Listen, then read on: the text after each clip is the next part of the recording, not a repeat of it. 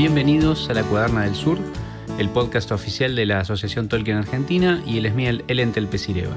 Como nos pidieron en comentarios, vamos a ir por edades. Decidimos empezar por la edad de los árboles y después reflexionar un poquito sobre justamente el tema de los árboles en la obra de Tolkien. Bien, entonces Carol nos había escrito y había pedido que lo tomáramos por edades y decidimos hacerlo, empezar con la edad de los árboles. Vamos a hablar un poquito sobre la primavera de Arda, ¿qué te parece? Dale, vamos a poner en contexto entonces a la gente. En la edad de las lámparas, o sea, lo que se llama como la primavera de Arda, los Valar ya habían bajado, ya habían creado los cimientos de la Tierra Media y construyeron dos pilares enormes donde pusieron las lámparas, las primeras fuentes de luz de Arda y de la Tierra Media, ¿no? Una al norte. Una al norte, que era Ilúin, y una al sur, que era Ormal. Esto iluminaba más que nada Almaren, que era la morada de los Valar. Bueno, esto sucede en un tiempo que no se tiene muy claro cuánto es, pero supuestamente es bastante. Sí, recordemos que la luz era sempiterna, no había oscuridad. Por eso se llama la primavera de Arda, ¿no? Crecían las cosas interminablemente. Sí, exactamente. Tenemos árboles que empezaron a crecer y eran del tamaño de lo que serían las secuoyas hoy, o sea, unos árboles más de 100 metros. Y así todas las cosas que crecen, bueno, afloraron en esa época. Almaren, nos quedamos ahí. Estábamos en Almaren y, bueno, también al mismo tiempo Melkor construye su fortaleza en Utumno, que es el norte del mundo, y bueno, decide derribar las torres y esto deviene en el fin de la primavera de Arda. Bueno, se parte la Tierra Media en dos, se crea el Belegaer, que es el mar que divide las tierras de Valinor. Más tarde sería Valinor. Más tarde serían las tierras de Valinor con la Tierra Media. Bueno, y eso como para dar una introducción más o menos a lo que vamos a trabajar, que es lo que nos interesa hoy, ¿cierto? Exactamente. ¿Qué es la edad de los árboles? La edad de los árboles comienza justamente cuando los Valar se mudan al continente más occidental, que es las tierras de Aman, lo que sería Valinor, y deciden iluminar esas tierras con la creación más maravillosa de toda la historia de Arda, ¿no? Porque, por lo menos para mí, los árboles son eso, son las criaturas más maravillosas, porque tenían una luz propia y eran seres vivos que daban luz. Entonces, no eran como las lámparas, que eran una creación sin vida que proveía de luz, sino que la luz de los árboles solo la puede describir alguien que la haya visto, ¿no? Y por otro lado, alrededor de, sobre todo de Telperion, ¿no? Pero alrededor de los árboles se teje todo el Silmarillion, toda la historia toda la mitología de Tolkien. Básicamente se teje alrededor de la historia de los árboles. Exactamente, bueno. O es mi opinión, por lo menos. No. Creo lo mismo, porque vos ya lo mencionaste, uno era Telperion y el otro era Laurelin. Estos árboles eran, bueno, Telperion era el que daba la luz plateada y Laurelin la luz dorada. Estos árboles igual iban fluctuando en su luminosidad y eso daba una especie de ciclo, ¿no? Que era el primer día era de unas 12 horas, que era cuando uno dejaba de brillar, empezaba a brillar el otro. Bueno, ¿lo leemos de Tolkien? ¿Palabras de Tolkien? Dale. Directamente. Vamos ahí. Bueno, entonces vamos a leer Tolkien para ubicarnos. Ya están en Valinor, están reunidos y Yavanna empieza a cantar para los Valar, ¿sí? Y dice: y mientras observaban, en el montículo nacieron dos esbeltos brotes, y el silencio cubría el mundo entero a esa hora y no se oía ningún otro sonido que la voz de Yavanna. Bajo su canto, los brotes crecieron y se hicieron hermosos y altos y florecieron. De este modo, despertaron en el mundo los dos árboles de Valinor, las más renombradas de todas las creaciones de Yavanna. En torno al destino de estos árboles se entretejen todos los relatos de los días antiguos. Uno de ellos tenía hojas de color verde oscuro que por debajo eran como plata resplandeciente, y de cada una de las innumerables flores caía un rocío continuo de luz plateada, y la tierra, de debajo, se moteaba con la sombra de las hojas temblorosas. El otro tenía hojas de color verde tierno, como el haya recién brotada, con los bordes de oro refulgente. Las flores se mecían en las ramas en racimos de fuegos amarillos, y cada una era como un cuerno encendido que derramaba una lluvia dorada sobre el suelo. De los capullos de este árbol brotaba calor y una gran luz. Telperion se llamó el Uno en Valinor, y Silpion y Nincuelote, y tuvo muchos otros nombres. Pero Laurelin fue el otro, y también Malinalda y Culurien, y le dieron, además, muchos nombres en los cantos. Bien, a continuación de lo que acabamos de leer, dice Tolkien, aclara Tolkien lo que veníamos diciendo nosotros del tema del cómputo de las horas y cuándo comienza, en definitiva, la edad de los árboles. Perfecto. ¿Sí? Vamos a ver cómo lo explica Tolkien. Dice: en 7 horas la gloria de cada árbol alcanzaba su plenitud y menguaba otra vez en nada. Cada cual despertaba una vez más a la vida 1 hora antes de que el otro dejara de brillar. Así, en Valinor, 2 veces al día había 1 hora dulce de luz más suave, cuando los 2 árboles eran más débiles y los rayos de oro y de plata se mezclaban. Telperion era el mayor de los árboles y el primero en desarrollarse y florecer. Esa primera hora en que resplandecía el fulgor blanco y un amanecer de plata, los Valar no la incluyeron en el cómputo de las horas, pero le dieron el nombre de hora de apertura, y a partir de ella contaron las edades del reino de Valinor.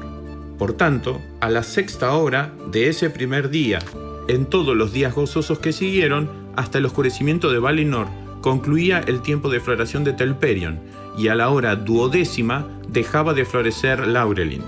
Cada día de los Valar en Aman tenía 12 horas, y terminaba con la segunda mezcla de las luces, en la que Laurelin menguaba, pero Telperion crecía. Bueno, ahí tenemos entonces un poquito más claro cómo es que explicaba Tolkien cómo empezó el día, ¿no? El primer día empezó con la fluctuación de la luz de los árboles. Pasan días innumerables, ¿no? Pasa el tiempo y... Se empiezan a poner ansiosos los Valar, de hecho, sí. En esa época. Nace un sentimiento de ansiedad tanto en Aule como en Yavanna, ¿no? En los dos. Aule crea a los primeros enanos, a los padres de los enanos, y bueno, tiene una conversación con Ilúvatar, quien le da la virtud de la vida, ¿no? Les da vida propia y les dice: bueno, está todo bien, me pediste disculpas, no voy a hacer que mates a tu propia creación, pero con la condición de que los entierres y nazcan o aparezcan a la luz después de que aparecieran mis hijos, ¿no? No consentiré, le dice. No consentiré que ellos aparezcan. Ni premiaré tu ansiedad con que... Sí. Pero bueno, eso es tema para otro podcast, que el nacimiento de todos los enanos. Los enanos dan como para un podcast entero. Pero bueno, básicamente es eso. Así que Aule tiene que tener paciencia. Están ahí.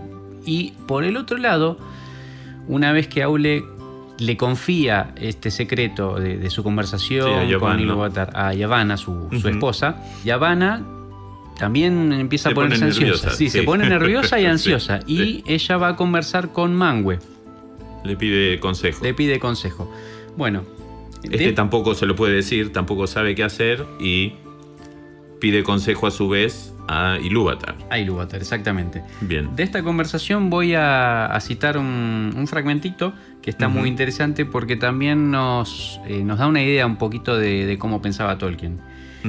Dice: es cierto, dijo Manwë, pero ¿por qué lo preguntas? No necesitas de las enseñanzas de Aule. Bueno, acá esto es que ella le había comentado a Manwë sobre lo que le había dicho Aule del tema de los primeros nacidos y las cosas que crecen, y que se le había cruzado el pensamiento de que los hijos de Ilúvatar iban a disponer de las cosas que creó Yavanna y de los hijos de Yavanna, ¿no? Digamos. Claro. Y estos no se iban a poder defender porque, bueno, estaban quietos, digamos. Claro. Así que sigue.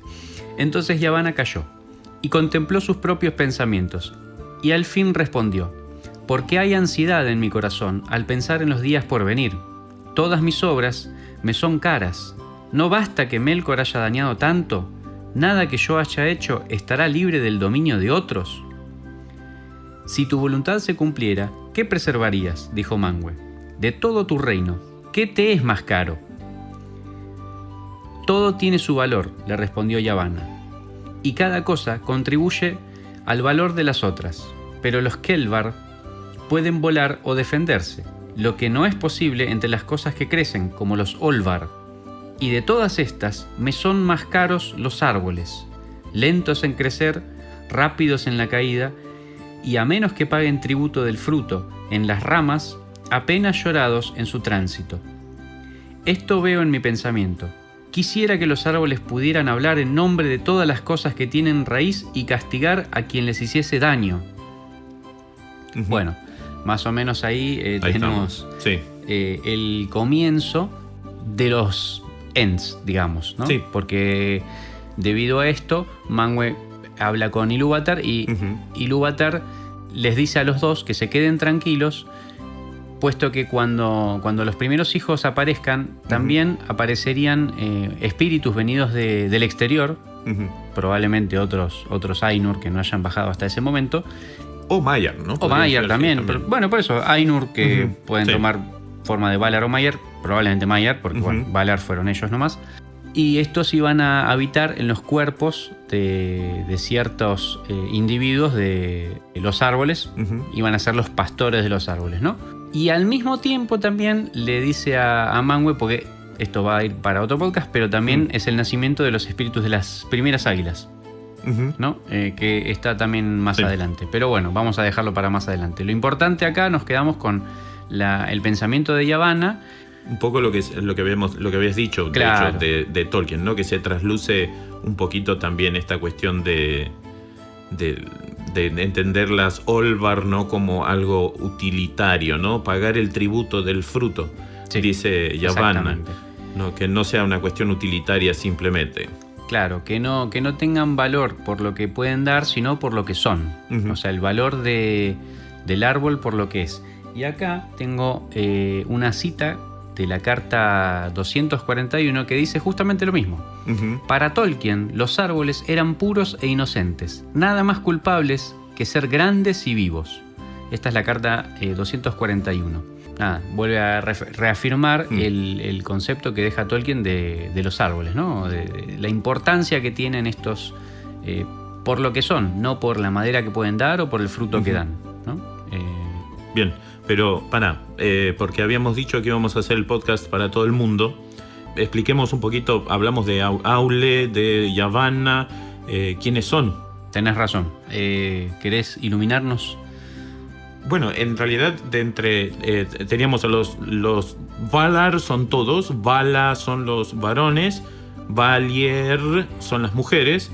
Y Yavanna, de hecho, sería la madre naturaleza, la llamaríamos. Sería un análogo de Gaia, algo así. Claro, una especie de Gaia. O Aule sería como un Hefesto, ¿no? Claro, tal cual. El vulcano romano, ¿no? El encargado de hacer cosas. Claro. Las torres de Aule son las montañas, claro. Y tenemos una más que ahora va a participar prontamente, que es Barda, la esposa de Manwë, quien era... Manwë también es un análogo de quizás Zeus, claro, porque es el rey de los cielos, ¿no? Bueno, Barda, su esposa, es quien llenó el cielo de estrellas. Es una de las más veneradas por los elfos.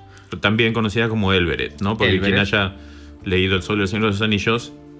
Exactamente. Bueno, Barda había creado las estrellas en su momento, pero no estaban tan cerca. Es como que es difícil de esta parte de entender, porque las estrellas existían, pero en un círculo superior de Arda. Y bueno, ella toma eso que habías mencionado, ese rocío que caía del Telperion, y crea las estrellas, las más brillantes. O sea, sin decir cuáles son, pero...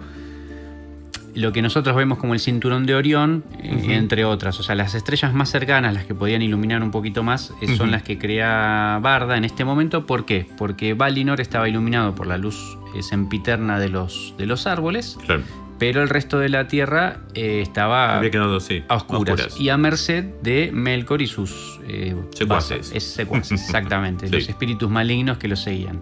Entonces, esto preocupó a los Valar, sobre todo a Yavanna y a Orome. Orome es otro de los grandes Valar, que eran de los pocos que salían de Valinor y recorrían la Tierra Media. Porque tenían la idea de que iban a aparecer los hijos, los primeros nacidos en cualquier momento.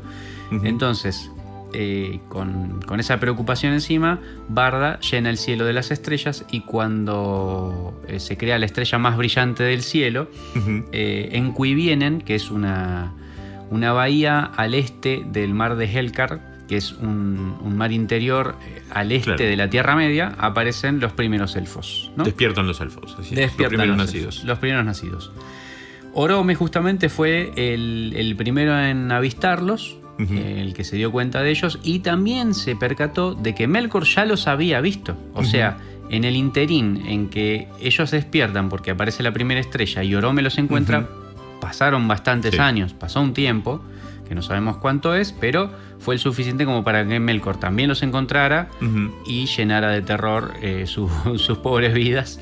Sí, así y hasta donde se cree, eso sería tema para otro podcast tal vez. Sí. Los que secuestró para, en definitiva, hacer los orcos, ¿no? Tal cual. Que los empezó a manipular de manera que... A pervertir. Claro, a pervertir, claro. Con esa intención. Entonces, bueno, estos primeros elfos son hallados por Orome. Orome vuelve a Valinor y le plantea esta situación a los Valar. Los Valar se deciden hacerle la guerra a Melkor por su transgresión. Pasan bastantes años, los elfos no entendían nada, pero vieron que había unas luces en el norte, donde estaba desarrollándose la batalla entre los Valar y Utumno, la fortaleza de Melkor. Bueno, logran derrotar a Melkor. Tulkas lo encadena y lo encierra por 3 edades, que después vamos a explicar un poquito esto. Tulkas sería el Hades, ¿no? No, Hades no, ¿qué estoy diciendo? Marte, ¿cómo era? Ares. Yo te diría que también un poquito de Hércules, porque es fuerte. Bueno, sí, claro. Era el más fuerte. El que de hecho le daba un poco de miedo a Melkor. Sí, de hecho huye Melkor a esconderse en Utumno cuando sabe que viene. Sí, porque tenía ligada la fuerza física. Él era una tormenta andante. Pero decían que era rápido para la risa y rápido para la cólera. Sí. Tanto como uno como el otro. Exacto. Sí. Era mal consejero, pero te podía seguir a todos lados. Sí. Muy buen amigo era. Sí. Bueno, muy interesante para después hacer un podcast de cada uno de ellos. Bueno, después de esto, los Valar envían de nuevo a Orome, que era el que ya conocía a los elfos y en quien podían confiar, y los guía. Les ofrecen a los elfos que vayan a la tierra de Valinor a vivir con ellos para estar mejor, ¿no? ¿No es en esta época que para siempre Melkor culpa a los elfos por su derrota? Porque, claro, ¿no era así? ¿O era con los hombres? Ya ahí se me mezcló. Pero creo que, nos pueden decir en los comentarios si quieren, pero queda para siempre enemistado con los elfos porque sabe que son la excusa, digamos, de su derrota. De los Valar para la derrota y cautiverio. Sí, porque él lo sintió como una afrenta imperdonable, que no solo rompieran su fortaleza, lo llevaran capturado, encadenado, arrastrado hasta Valinor, y ahí lo echaron por la puerta de la noche. Claro, hacia Aekaya, claro, que sería como el vacío exterior. Entonces esa afrenta terrible, no la pudo provoca perdonar. Lo que más adelante vamos a decir con la famosa venganza de Melkor. Tal cual. Bueno, voy a hacer un resumen chiquitito de cada uno de los elfos, de los grupos de los elfos. Tenemos que los elfos se habían dividido en 3 grandes casas, 3 grandes pueblos, por así decirlo. Estos eran los Vanyar, o sea, los que aceptaron ir, se dividieron así. Los Vanyar, que eran conducidos por Ingwe, eran los menos abundantes e iban delante, rubios, altos y hermosos. Los Noldor, conducidos por Finwë, iban detrás de los Vanyar, fuertes y de cabellos oscuros. Y más atrás, los Teleri, conducidos por Olwe y Elwë, eran los más abundantes y se parecían un poco a los Vanyar, aunque quizá un poco más menudos, o sea, no eran tan altos como los Vanyar, ¿no? Claro. Después hay algunos elfos que decidieron no ir con ellos, los renuentes, que se les llama los Avari, que son los que ya conocían y tenían más arraigado el miedo, entonces no tenían plena confianza en los Valar, ¿no? Estos son los que se quedaron atrás. De los pueblos que siguieron a los Valar se les llama Eldar. Menciono un poquitito más cómo fue la marcha de los elfos. Algunos Teleri siguieron a Lengwe y se quedaron al este de las montañas nubladas, creando a los Nandor, los elfos del bosque negro, o sea, en ese momento era el bosque verde todavía. Y de estos mismos, algunos se desprendieron y siguieron a Denethor, hijo de Lengwe, que son los que después pueblan la región de Osiriand, Claro. ¿no? Al llegar a las tierras de Beleriand. Elwë se enamoró de Melian la Maya y creó el reino de Doriath, por lo que muchos Teleri se quedaron con él, creando a los Sindar. Claro. Por otro lado, Círdan, el carpintero de barcos, fundó las Falas en la costa del Gran Mar Occidental y se enamoró de esa tierra, así que ahí se quedó. Los Noldor, Vanyar y algunos de los Teleri, porque ya vimos Sí. que se fragmentaron en un montón de otros pueblos, se fueron a Aman. Estos fueron transportados por Ose, uno de los Sí, de los Maiar Maiar que de Ulmo. seguía Ulmo, que sería el Poseidón, el Sí. análogo de Poseidón. Fueron transportados en una isla flotante y bueno, poblaron después las tierras de Valinor. Los Vanyar en las veras de Taniquetil, ¿no? Que es la montaña más alta de toda Arda, y donde vivía Manwë, y son con Manwë los que más ligados estaban, ¿no? Después tenemos a los Noldor, que fundaron su ciudad en Tuna, una colina, Sí. y son los Tirion, más... la ciudad de Tirion. Tirion, claro, sobre la colina de Tuna, que estaban más ligados con Aule, porque les interesaba el tema Trabajo manual. Sí, el trabajo, Sí. cómo hacer cosas, son los que estaban más interesados en eso. Y Eso, y no olvidemos que en las lenguas también. y en las lenguas, son los que crearon, de hecho, Sí. el Quenya, ¿no? Que es como habías mencionado antes, el latín de élfico. Claro, la lengua clásica de los elfos. Tal Exacto. cual. Y los Teleri, como no, se habían enamorado de la isla donde fueron transportados, así que se quedaron ahí y fundaron Tol Eressëa. Todo el Eressëa. Para que esta isla también, o sea, en las costas de Aman, ¿no? Pero para que esta isla también recibiera la luz de los árboles, los Valar crearon un gran valle por el que pasaba la luz e iluminaba esta isla. De hecho, recordemos que los que sí van y ven la luz de los árboles se los llaman los Calaquendi, que son los elfos de la luz. Los elfos de la luz, exactamente. De la luz de los árboles. La luz de los árboles, exactamente. Que es lo que mencionaba antes. Todos los elfos que vieron la luz de los árboles la llevan en sus ojos. Claro. Su mirada lo transmite. Muchísimo más adelante lo podemos ver en un momento cuando describe creo que es cuando Frodo mira a los ojos a Galadriel, logra ver o vislumbrar un poquitito de eso, ¿no? Porque Y Galadriel, es lo que temían los sirvientes primero de Morgoth y después de Sauron también. Exactamente. Ver la luz de los árboles reflejada en los ojos los hacía correr. Exactamente, Sí. es una luz que no podían tolerar. Luego de esto pasan muchas edades, por lo menos 3, ¿no? O sea, en lo Sí. que menciona el Silmarillion son al menos 3. O sea, podemos decir que la edad de los árboles en realidad se subdivide en varias edades. Esto es tiempo mitológico. O sea, uno no lo puede tomar literal. No puede decir fueron 5.000, 10.000, 500.000 o 1.000.000 de años. No, Claro. no se puede medir. Sobre todo teniendo en cuenta que cada día era de 12 horas. Claro, Entonces, es sí. imponderable, no lo podemos tomar con números, ¿no? No. En la enciclopedia que propone David Day, ¿no? Le pone un número aproximado que son unos 5.000 años por edad, pero Sí, 5.000 años de días de 12 horas. Entonces, claro, ¿cómo andás a lo ver, calculás? Tal cual, andás a ver si es cierto o Sí. no. Él tendrá sus fuentes, no quiero, o sea, hizo un trabajo muy bueno, pero nada, como para tener una idea de que no es algo exacto. Bueno, lo que decía es que pasaron estas edades, estas 3 edades, y se libera Melkor. Del encadenamiento que le habían. Sí. Claro, él dice que va a ser bueno, que se va a portar bien. Primero que nada, bueno, los Vanyar no le tienen mucha fe, No. así que no le dan bolilla. Los Teleri estaban en su isla y para Sí. Melkor tampoco eran muy importantes porque ya vimos que eran un poco dispersos, se Sí, dispersaban que rápido. eran inútiles, digamos. Claro, Sí, eran sí. para él decía textualmente que eran inútiles. Ya vimos que se distraían fácil, digamos. Se enamoraban mucho de las cosas.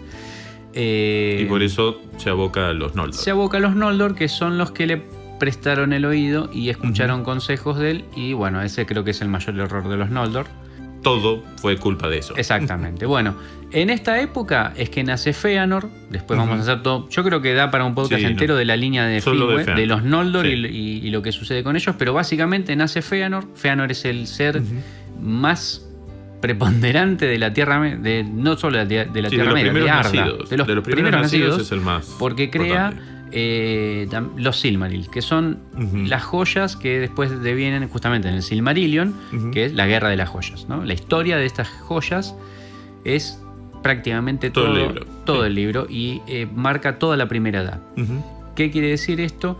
A través de su arte logra capturar la luz de los árboles joyas, en esas joyas, y tenían la vida de esa luz estaba capturada dentro de las joyas. Entonces eran especiales, no es que solo la reflejaban, sino que tenían un poquito de esa vida dentro de cada joya. Fue su mejor obra y bueno, tenemos que Melkor quiere eso y obviamente todo lo que podía añorar Melkor era destruirlo.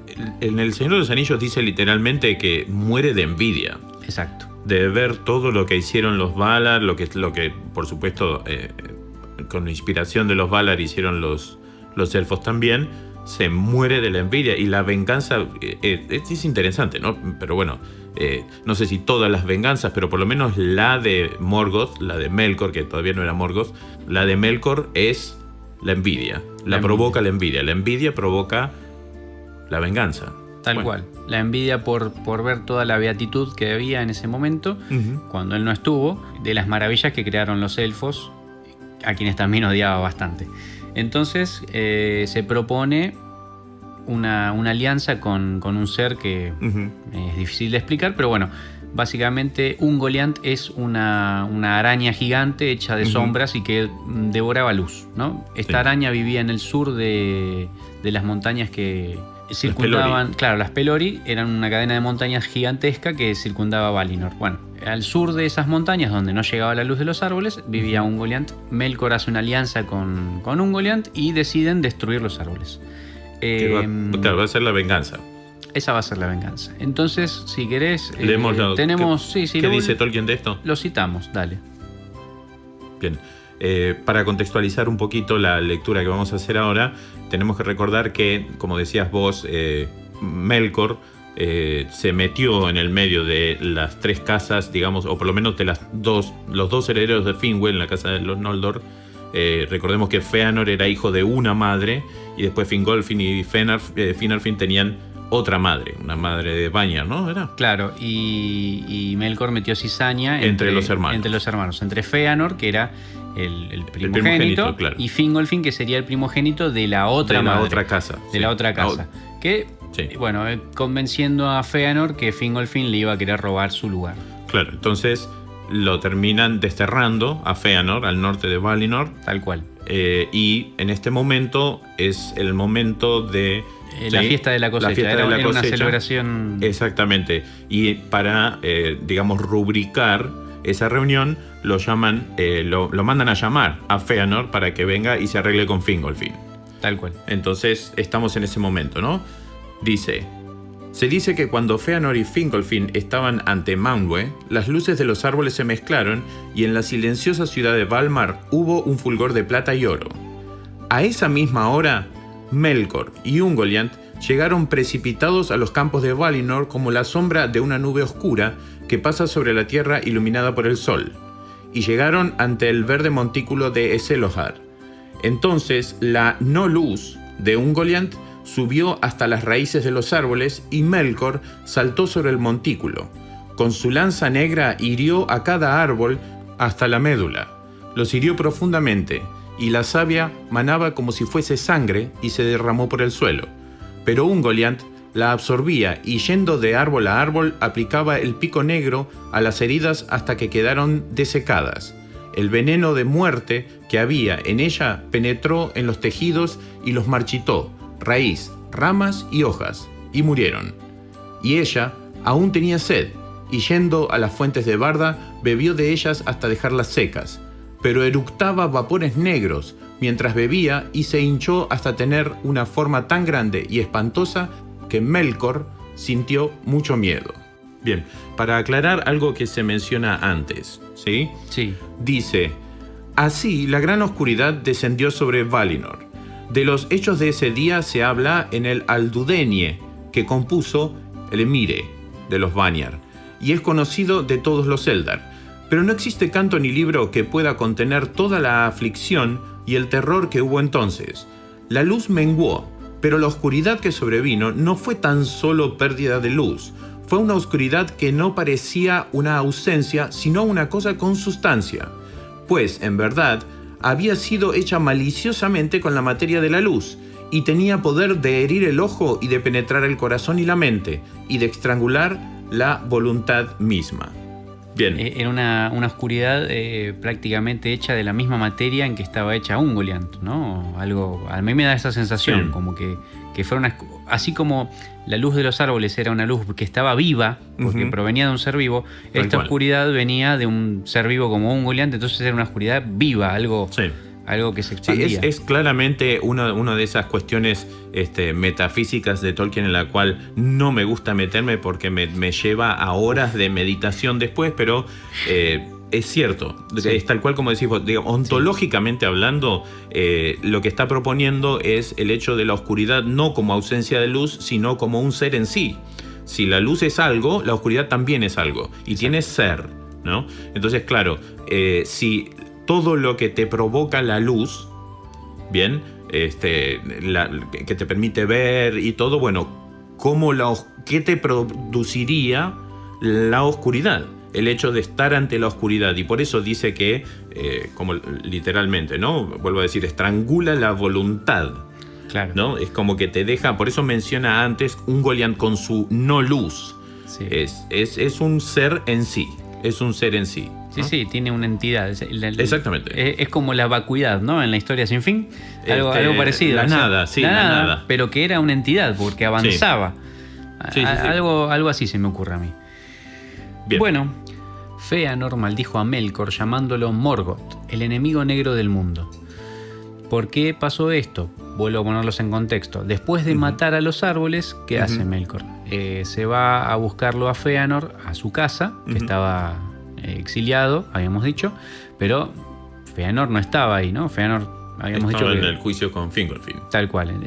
Quien se había quedado era su padre, Finwë, quien había dicho que hasta que no terminara Exactamente. El exilio. El exilio de su hijo no iba a volver a la ciudad de Tirion, ¿no? Entonces Melkor encuentra a Finwë, lo mata y roba los Silmarils. Debido a esto es que Fëanor lo maldice y deviene todo el problema con... Sí, recordemos que Yavanna le pide los Silmarils. Antes de que Fëanor llegara a la ciudad en donde estaba exiliado, le pide los Silmarils para poder recuperar por lo menos algo de Valinor, porque en este momento Valinor estaba a oscuras. Claro, la luz de los Silmarils podía... Desde esa luz podían llegar a recuperar un poco los árboles o algo, al y menos curar algo de lo que claro, había hecho Melkor. Y Fëanor le dice... No. Estos son mis creaciones y fueron muy caras para mí, así que lo lamento. Quedémonos a oscuras porque yo no les voy a dar mis Silmarils. En todo esto llega Melkor, mata al padre de Fëanor. Y cuando se entera Melkor de esto, Fëanor, se entera y lo maldice y le declara la guerra sempiterna al enemigo del mundo, ¿no? Después de que Melkor, ahora llamado Morgoth, destruyera los árboles, Arda se encontró sumergida en una nueva oscuridad. Las fuerzas de Melkor gozaban de esto, entonces se esparcieron, ¿no? Sí. Bueno. Fue entonces cuando los Valar deciden sacar de esta oscuridad al mundo. Yavanna tomó los últimos 2 frutos de Laurelin y Telperion, los árboles de Valinor, y los elevó al cielo, creando a Isil, la refulgente, que es la luna, y Anar, el sol, que sacarían a toda Arda de la oscuridad para siempre, porque estos volarían por sobre todos lados, o sea, en lo que es Ekaya, justamente, volarían donde estaban las estrellas. Para protegerlas... Inalcanzable, claro. Sería inalcanzable para cualquiera. Para protegerlas destinan a Tilion, que es un Maiar, a proteger la luna. Es raro, ¿no? Pero toma el concepto nórdico de la luna como masculino y a Arien para proteger al sol. Arien es femenina, es una Maiar que protegía la barca donde viajaba el sol. Esto pasa porque vieron que Melkor había intentado atacarlos. Cuando pasa todo esto... Fëanor decide ir a buscarlo a Morgoth, ¿no? A la Tierra Media, a su fortaleza. Los Valar le dicen que no vaya, él va igual. ¿Qué pasa? Sucede el primer derramamiento de sangre entre hermanos. O sea, Sí. Fëanor llega a la costa y le dice a los Teleri que vivían ahí, bueno, ustedes tienen barco, denme sus barcos que yo voy a ir a Tierra Media a seguir con mi guerra. Los Teleri, Aqualonde, Aqualonde, claro. en el puerto. El puerto del Aqualonde. Los Teleri le dicen, no, mis barcos son míos, no te los voy a dar. Como tuyos son los Silmarils, los barcos son nuestros. Exacto. Los Noldor estaban mucho mejor pertrechados para la guerra porque ya Claramente. habían creado armas, armaduras, todo. Pelean contra los Teleri, los aplastan, pobrecitos, porque no tenían más que algunos arcos, y le roban los barcos.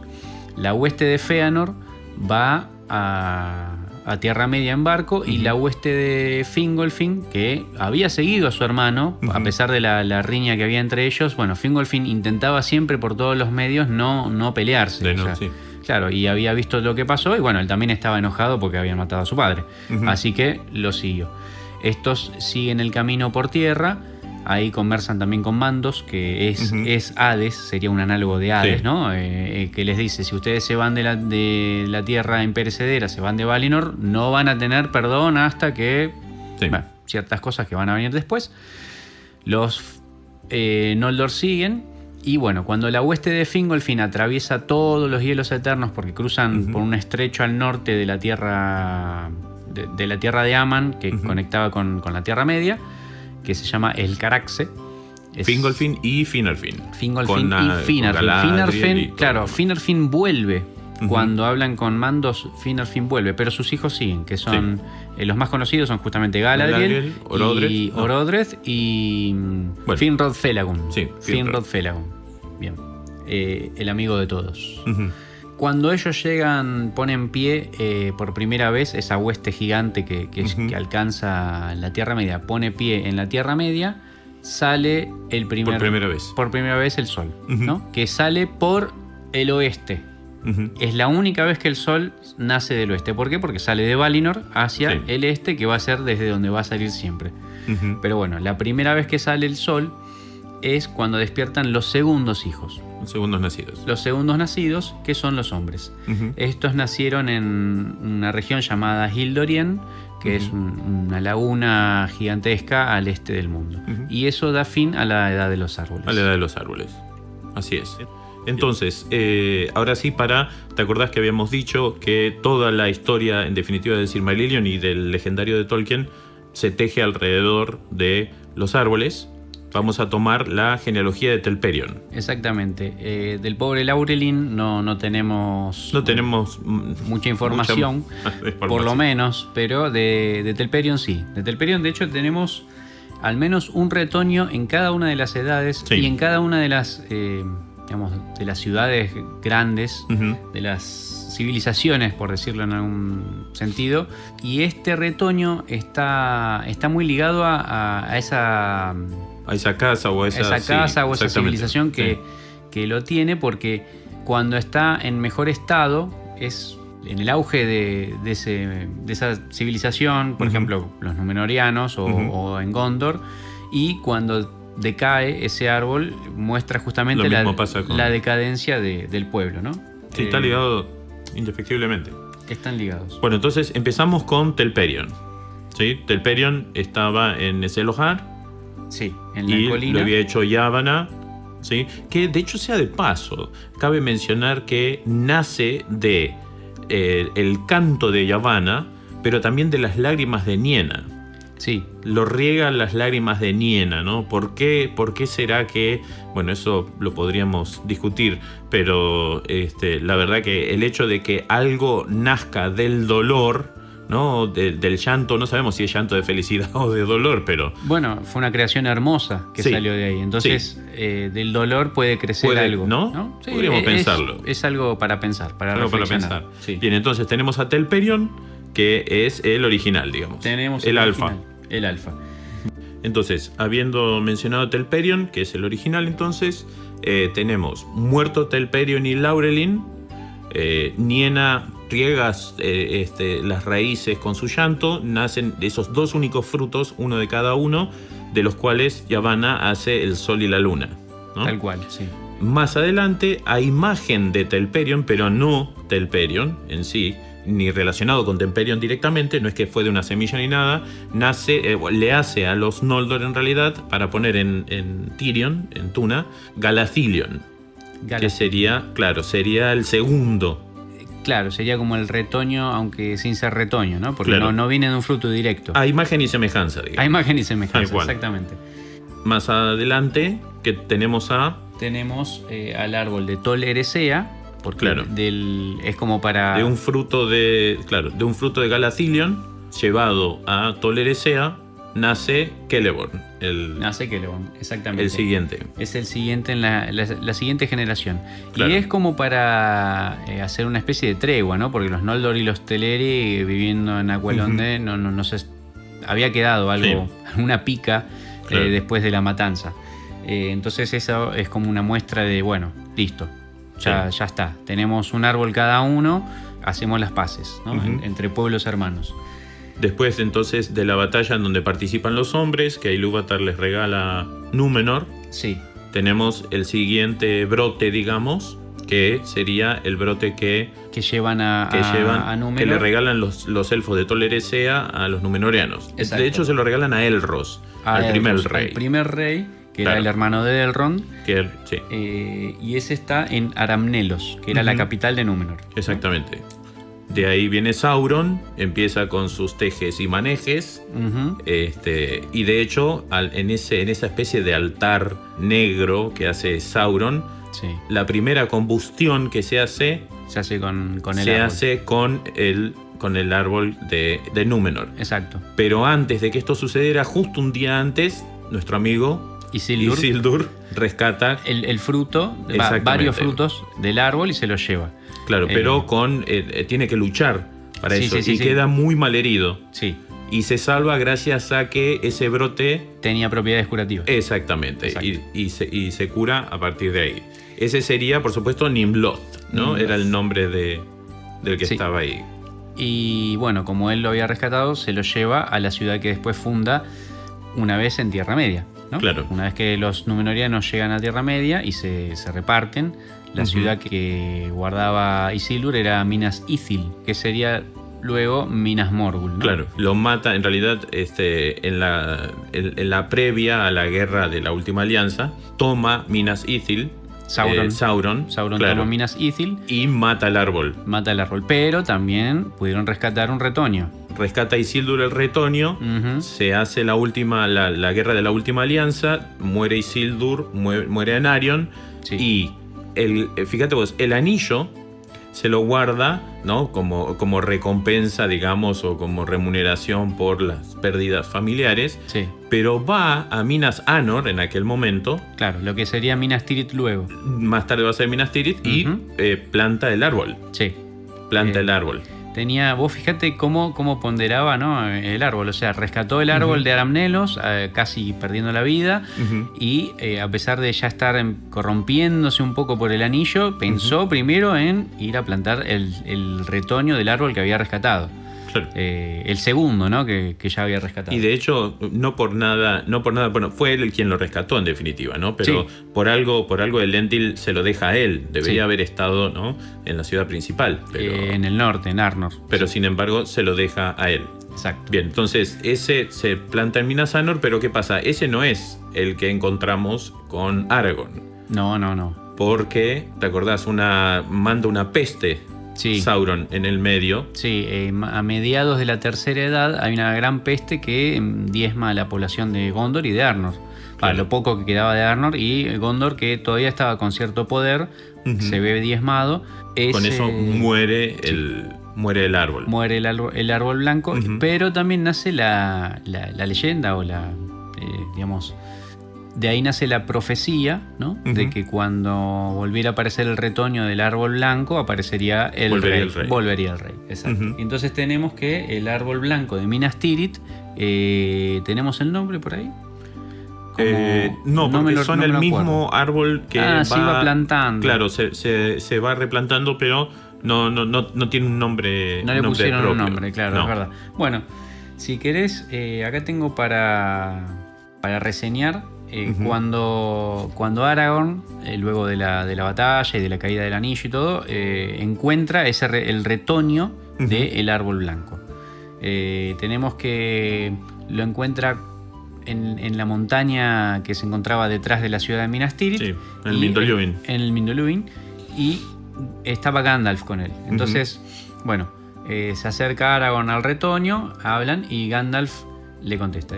Dice: y Gandalf se acercó y lo miró y dijo: es en verdad un retoño de la estirpe de Nimloth, el hermoso, semilla de Galathilion, fruto de Telperion, el más anciano de los árboles, el de los muchos nombres. ¿Quién puede decir cómo ha llegado aquí a la hora señalada?